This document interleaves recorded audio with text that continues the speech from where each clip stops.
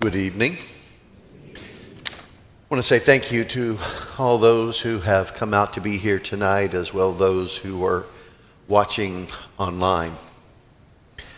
Good Friday is always kind of a strange mixture of emotions because we do take the time to remember what Jesus has done for us.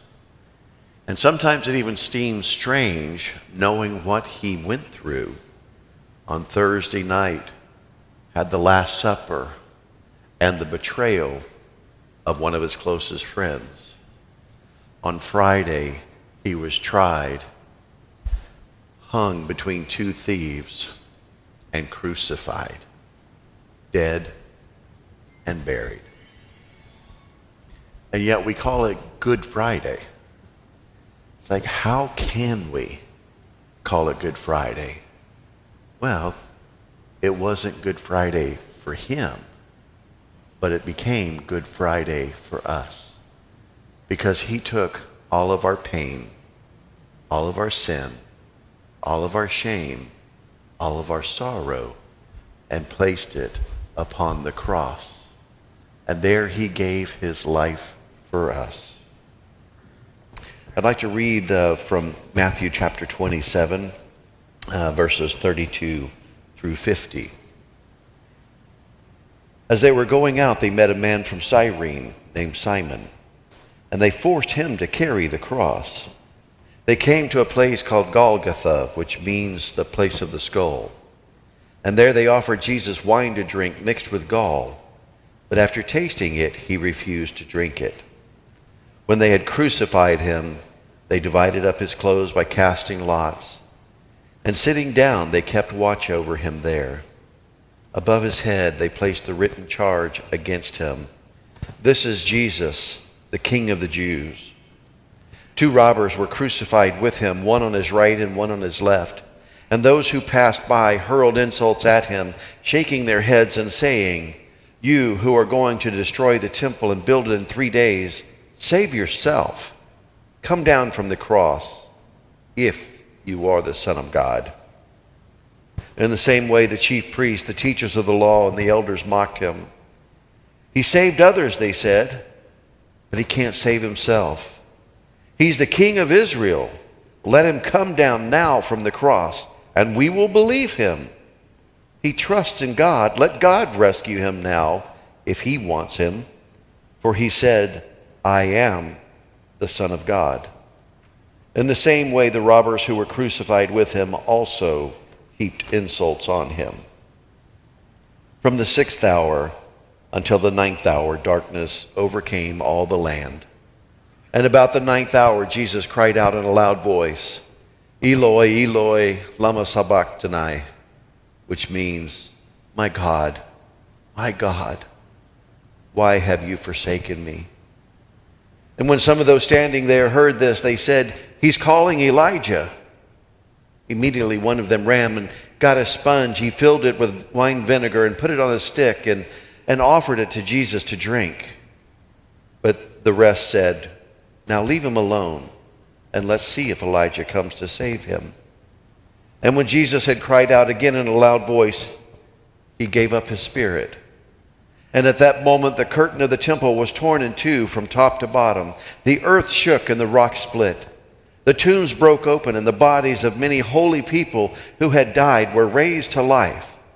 They came out of the tombs, and after Jesus' resurrection, they went into the holy city and appeared to many people. When the centurion and those with him who were guarding Jesus saw the earthquake and all that had happened, they were terrified and exclaimed, "Surely he was the Son of God." This is the word of God for the people of God. Thanks be to God. So when we talk about his charge, his choice, and then our choice, how do we respond to this? Well, many people don't understand. You see, Jesus is Emmanuel. He is God with us. He left his place in heaven above, and you can read this in Philippians. And he emptied himself. The word is kenosis. He emptied himself of his place in heaven to be born as a baby, to be born as a man, as a human being, fully God, fully man. And he came for this express purpose and reason, for the cross, to take our place, to take our sin, to take our shame. And yet, how did he get there? How can a man who's considered by many to be a great prophet, a great teacher, he's loved everywhere he went because of all the things that he could do, because of all the miracles, and yet those who were supposed to be the very people of God, the religious leaders, the Pharisees, the scribes, the Levites, the ones who were supposed to be looking for the Messiah, could not see him. In fact, they said of the things and the miracles he was able to do, well, the only thing we can figure it out, he can't be of God, and so it must be of Satan. That's what they attributed it to. And yet, many of you know, as he was being tried by Pilate, who really had no stakes in the matter, because being of the Roman government, his only aim was to keep the Israelites quiet. The only thing he was trying to do was keep a riot from happening, and it was their custom to release one of the prisoners, to set him free. And he wanted to set free Jesus. But the religious leaders cried even more, "Give us Barabbas! Give us Barabbas!" But as for Jesus, crucify him! Crucify him! What? Why? Why were they so angry? It's because spiritually they were blind. And spiritually they could not see Jesus, the Son of God, when he was right in front of them. Sometimes scoffers at Christianity will say, well, he never even claimed to be the Son of God. Oh, yes, he did. In many ways, in many times. And he explained it over and over and again in so many times and ways that religious leaders were so angry. In fact, the charge against him was blasphemy, because he claimed to be one with God. And for that, they chose to put him to death. His choice. Jesus refused to answer any of the charges against him. He'd already said enough. And now he was taking on the role of a servant, humbling himself, knowing that he was innocent. I want to ask somebody here tonight, have you ever been innocent? People labeling charges against you, calling you out, calling you a liar, blaming you for something that you knew that you were not guilty of doing. I want you to imagine what it must have been like for Jesus. And yet, rather than fight against them, he allowed them to try him in a mock trial, and then to beat him, whip him, and crucify him. All the while knowing he was innocent. All the while knowing he didn't have to do it. It was his choice. I want you to think about that tonight as we consider this Good Friday, to consider what Jesus has done for us. He did not have to, but he chose to. And he took it all for us. I want to call your attention and remember what it was like for him just a few days earlier, as he knew exactly what was going to happen and how it would happen, because God had already revealed it to him. But as he and some of his disciples went to the Garden of Gethsemane to pray, he began to to pray earnestly. The scripture says it was like sweating so profusely, it was like great drops of blood because he was in such turmoil. And I believe that humanity inside him cried out and said, God, if there's any other way, let this cup pass. Don't make me do this thing. His humanity. But in his obedience, he said, but nevertheless, not my will, but your will be done. You see, Jesus knew there was no other way. The Jews had been used to making sacrifices of animals for thousands of years. And yet they had to keep doing it over and over and over because they were imperfect sacrifices. And they were also showing and demonstrating and leading the way to the once and for all sacrifice of Jesus himself. As he was on the cross, beaten within an inch of his life, maimed, bleeding, many of his closest friends and followers had deserted him. They had run away. They were confused because Jesus did not do the things that they expected him to do, and they expected him to come in the triumphal entry. If you remember Palm Sunday, it was all about a celebration, and it's like, yes, he's finally coming in. Yes, he's riding on a donkey. Yes, he's connecting with the Old Testament prophecies. Yes, he is surely the Messiah. He even went and cleansed the temple all over again and said, this is my Father's house. It is a house of prayer, and you've made it a den of robbers. And they're like, yes, he's finally going to reveal himself. He's finally going to rise up. We're going to lead a charge. We're going to kick the Romans out of here, and we're going to truly be the people of God again. But even though he had told them so many times, they did not understand. And now many of his closest friends who had been with him for 3 years, that had seen him do so many things and so many miracles, they deserted him. Because he wasn't the kind of Messiah they wanted him to be. And because they were afraid for their own lives. So there on the cross, being chastised and insults being hurled against him, his closest friends running away and deserting him, the weight of the world, the sin of the world on his shoulders, he cried out, my God, why have you forsaken me?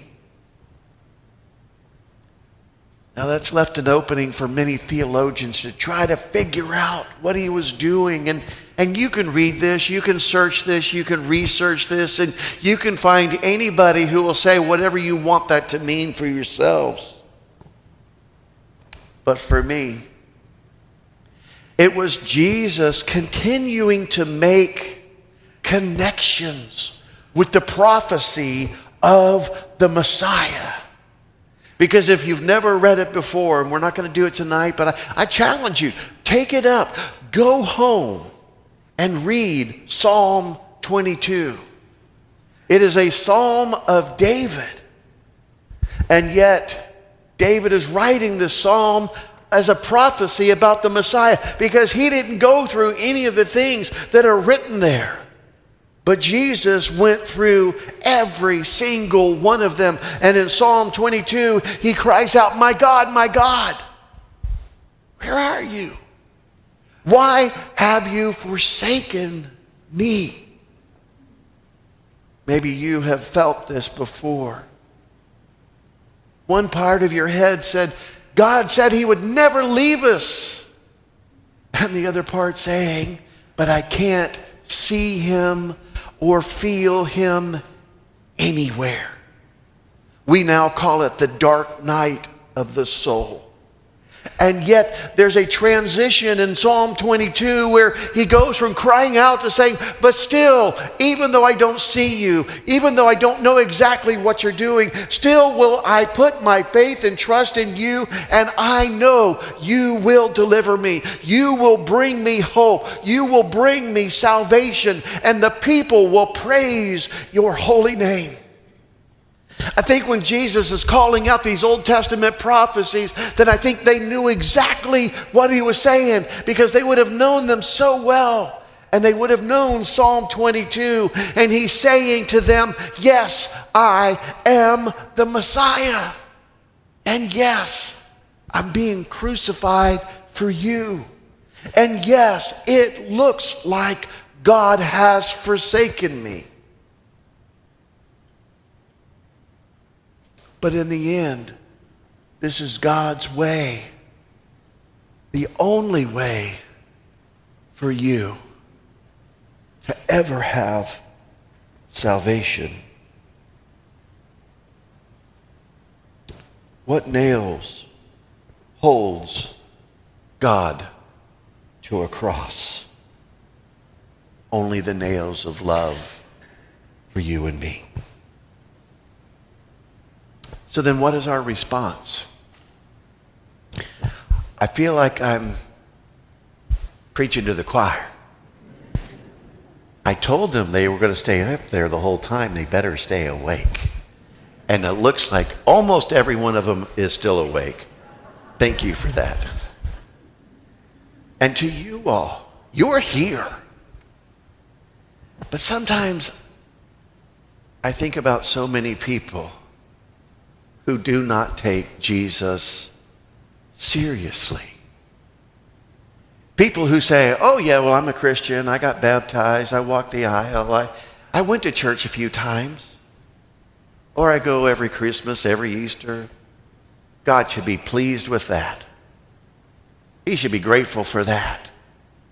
And yet they go off and live their life however they want to live.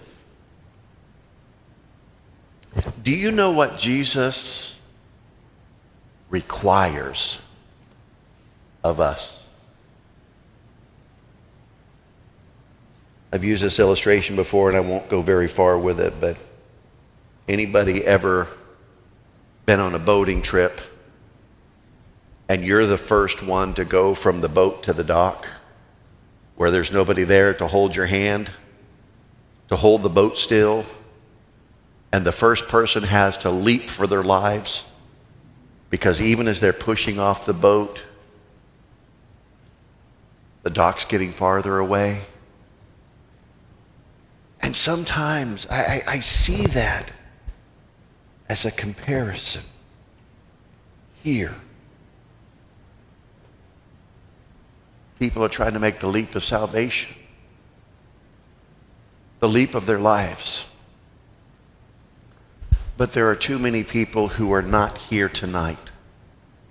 There are too many people not in church anywhere tonight.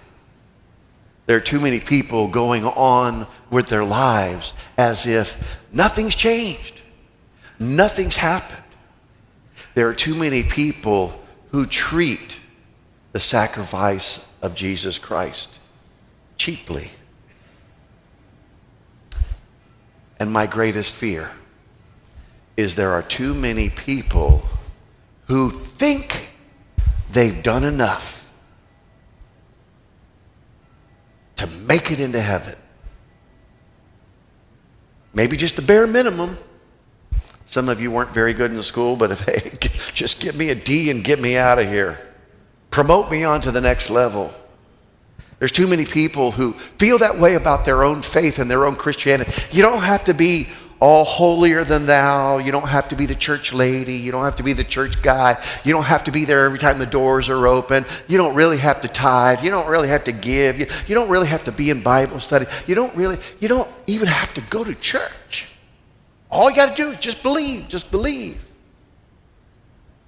Hey, it's not me. Read it.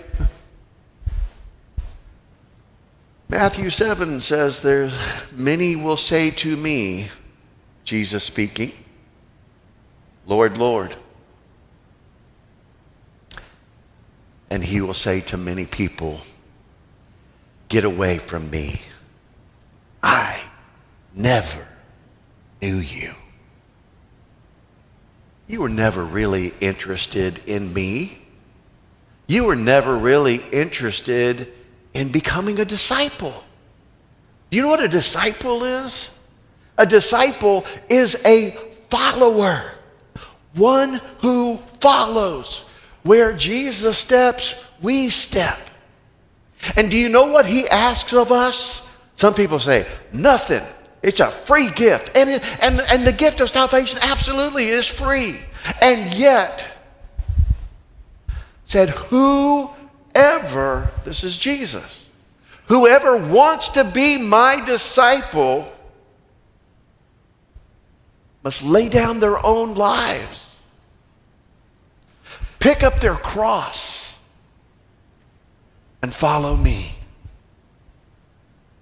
What part of that sounds like we can just do a little bit, just enough to get by? Boy, if you've never read Revelation, read Revelation, first few chapters there, when he's really kind of giving it to some of the churches and saying, you're doing this, but man, this is what I got against you. There's always more of us for Jesus to get. There's more of us, our will, our want, our ways for us to lay down and to pick up our cross. What is the cross? It's a method of crucifixion. It's a method of sacrifice. What are we sacrificing? We're sacrificing our very lives. We're sacrificing our very wills and saying, I no longer want to live as I want to live. I love you so much. I know what you did for me. I know Good Friday was not good for you. It was good for me. Just this evening, somebody told me, said, you know what we're going to do tonight? We're going to go home and watch The Passion. I think everybody should watch it at least once. But don't think it's going to be all fun. It's very hard. Because you visually get to see and to experience what Jesus went through for us. How dare we treat that gift cheaply? Call ourselves Christians and then go off and do whatever we want to do. When Jesus breathed his last, he cried, "It is finished." He'd fulfilled his mission. He'd done the very thing that he came to do. He gave his life. When he breathed his last, the earth shook, the rocks split in two, and the curtain of the temple was torn in two. The Holy of Holies was now open. No more would empty sacrifices be offered on the altar, for Jesus was the once and for all sacrifice. He did everything for you and for me. And then Matthew records something very strange. Don't you find it ironic that the very people who thought they were God's people were the ones who hated Jesus the most, who could not see him standing right in front of them? And yet, as you know, when he was on his way into Jerusalem, he stopped on a hill overlooking Jerusalem, and he wept, "Oh, Jerusalem, oh, Jerusalem." The very people who were shouting, "Crucify him," he was weeping over. You did not even recognize the time of my appointment with you. How I long. This is the heart of Jesus. The people who were whipping him, the people who were beating, the people who were shouting, "Crucify him," who were cheering and jeering at his crucifixion, he was weeping over. And he said, I'm doing this for you because there is no other way. It's just strange to me that the people of God couldn't see it. And yet, Matthew takes the time to record that one of the Roman centurions, who was not Jewish, who would not have really understood what the Messiah was all about, but even he that was so far away from God could take a look and see everything that was happening. He cried out. It says they were terrified. You know why they were terrified? Because they believed. And he said, this must be the Son of God. So how do we live? How could we possibly treat the gift so cheaply? How can we not give him what he demands? Our very selves, our very lives, our very wills. Lay down our lives, pick up our cross, and follow him. Salvation is not about your final destination. Salvation is total, thorough transformation from people of the world to people of God, to being transformed into his likeness, to pray like him, to worship like him, to turn away from sin, to treat others with love and kindness and thanksgiving for his amazing grace and sacrifice that we might be saved. Why is Good Friday good? Because we remember the love of Jesus, who sacrificed everything that we might be saved. How could we give him anything less? Amen? Amen. The choir is going to share an anthem as we close out our time together. But I just really strongly feel we need the time to pray as well. And so I will invite you, if you want to come forward, if you would like to thank Jesus for his gift, for his sacrifice, if you want to confess you've never really gotten it, you've never really understood, or maybe you want to confess there's more. Jesus, I know there's more of me that you need to get. I've only laid down part of my life, but I've been hanging on with the other. And tonight's the night. I want you to have all of me out of my joy and thanksgiving for what you have done for me. And then, Jesus, I will follow you anywhere you lead and gladly be your disciple from this day and forevermore.